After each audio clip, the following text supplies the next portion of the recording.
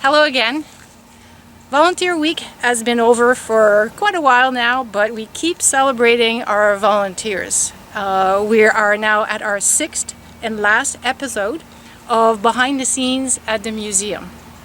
Today you're going to meet the remaining volunteers that are not part of the flight education program nor part of the restoration teams. The type of jobs that they do is care and control of artifacts and research, or as an executive in our museum society. So we will start with a lady that has been with the museum since the very beginning. I'm Joan Patrick. I work here in accessioning.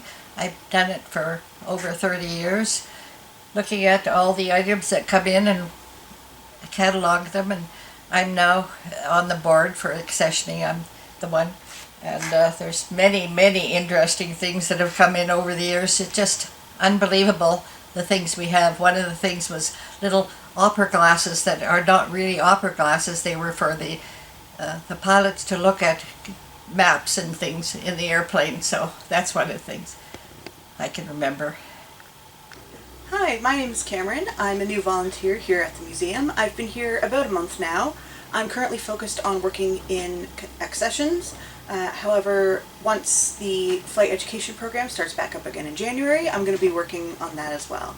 I come from a background of historical research. I was a research assistant while studying Canadian Studies at Trent University in Ontario, and moved out here to be closer to family who are currently working at Wing 14, and I'm currently working on joining Wing 14 as well as part of the reserves. Hi, my name's Alex. I've been working as a volunteer at the museum for just over a month. I was ex-Royal Air Force for 12 years, serving around the world, and then I came to Canada and I was an aircraft maintenance engineer for 40 years before I retired. I work in the accessioning area, which is essentially the collections of memorabilia and artifacts specific to the base, and we're doing all the work to see about restoring and maintaining it. My name is Bert Campbell, retired major from the Royal Canadian Air Force. I served 48 years as a navigator, flying the Dakota, Neptune, Argus, and Aurora.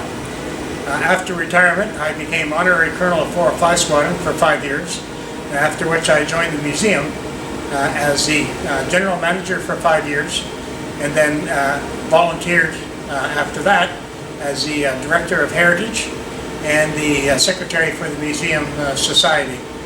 I've had postings across Canada, Germany, and Iceland, and I've been used as a reference material for information on Greenwood and maritime patrol since I've been in the Air Force since 1966.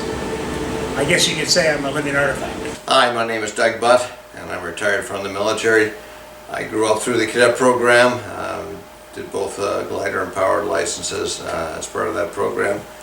I worked with the reserves for 7 years, and after that did 30 more with the regular force. My last job with the Air Force was my last job in the military. I was the director of air personnel management. And when I retired, I came back here to the Annapolis Valley, and I had served a couple of tours at Greenwood, as well as flying out of there as a cadet, from about the mid-70s. So it was one of the 3 voluntary duties that I was more than happy to do in retirement. One of those was to work with the museum. So for the past 7 years, I've been the treasurer with the Museum Society here at the museum, and it's a task that needs to be done, and I'm more than happy to do it. So it's a great bunch of folks that are there, and I get to see what they do, and it's truly amazing what they can accomplish. And my small portion to support them is just to look after, make sure the bills get paid, and the money's in the right pots at the right time. So that's it. My name is Perry Matty.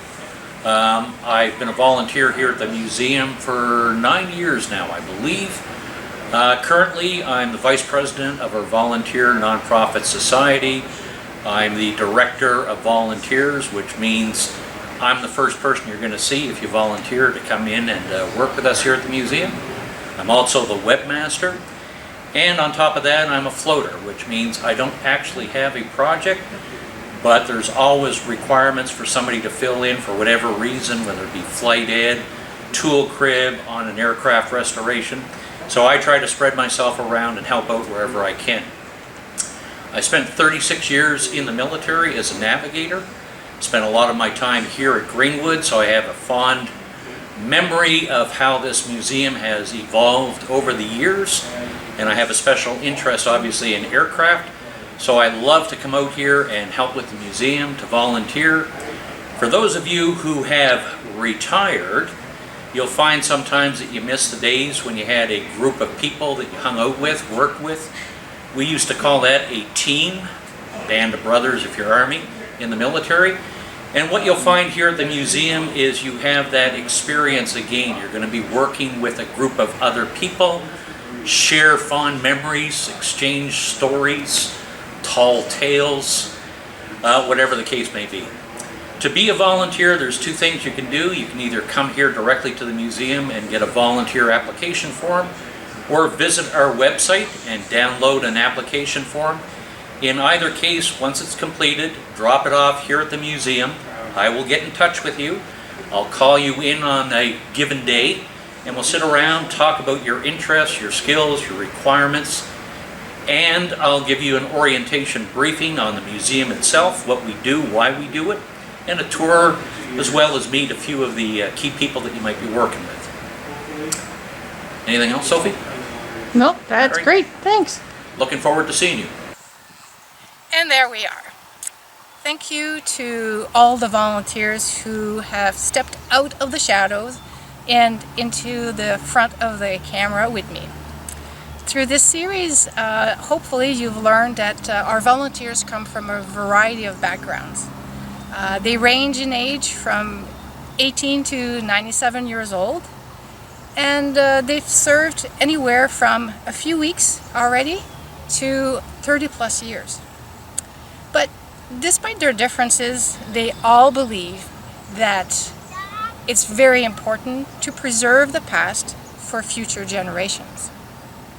If there's any museum subjects that you would like us to cover in the future, please let us know in the comments below, or contact us via our website, gmam.ca.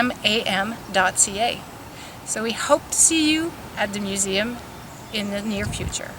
Goodbye.